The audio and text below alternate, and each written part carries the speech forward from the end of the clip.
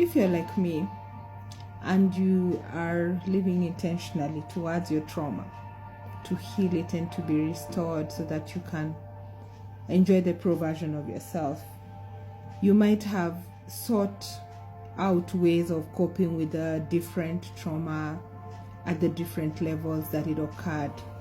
And for me, using systematic desensitization was very, very powerful, because as a child I remember having kittens, but as I grew up, and I think after that event where the dogs showed up when there was a break-in at our house, dogs that were not ours, and we had never ever kept dogs, I remember that trauma is that I eventually needed to heal it, because I was very neurotic around dogs.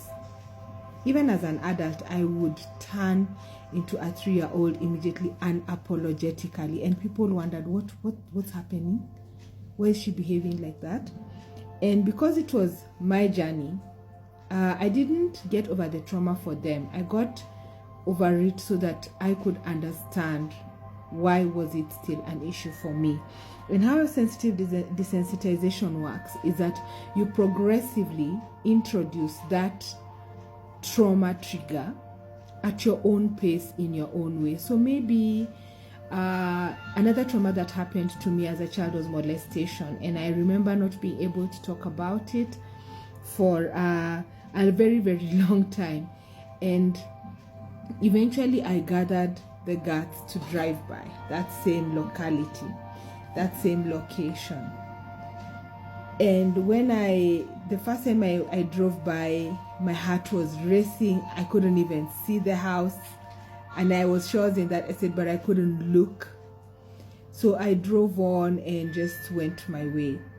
So another time I went, and this time I drove more slowly, and I didn't still have the courage to look at the house.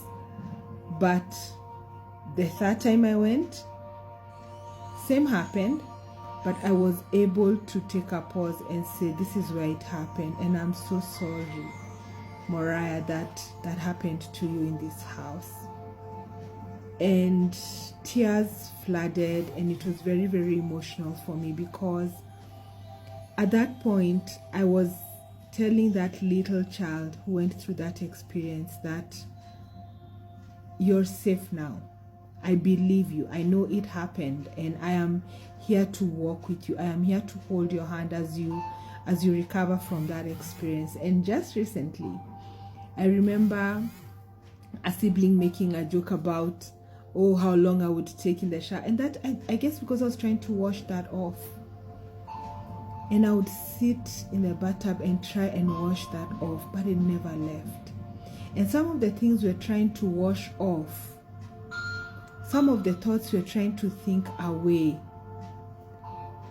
they just need you to draw the curtain and expose them and say, this happened and it made me this way, and from this moment I am taking back my power. I am reclaiming that part of me that has been hanging loose, as an appendage somewhere, because I didn't want to absorb it into my being. I am now ready to say that it happened, and even though I didn't like it or it wasn't meant to happen, it did. And so systematically just go through that recovery process with someone that you trust, of course.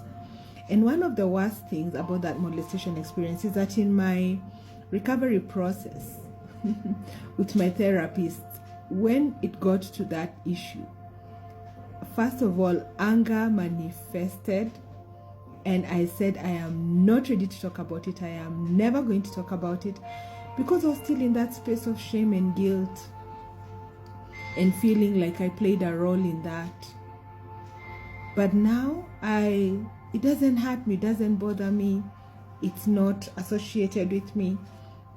It's something that I went through, and for me to truly go through it, I need to come out on the other side stronger, wiser, loving myself more, caring for myself more deeply.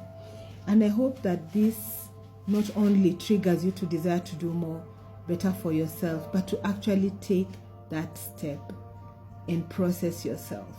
through whatever it is that happened to you. I am here to support you, to hear your story, to listen to your journey. Take your seat at my table. You are invited.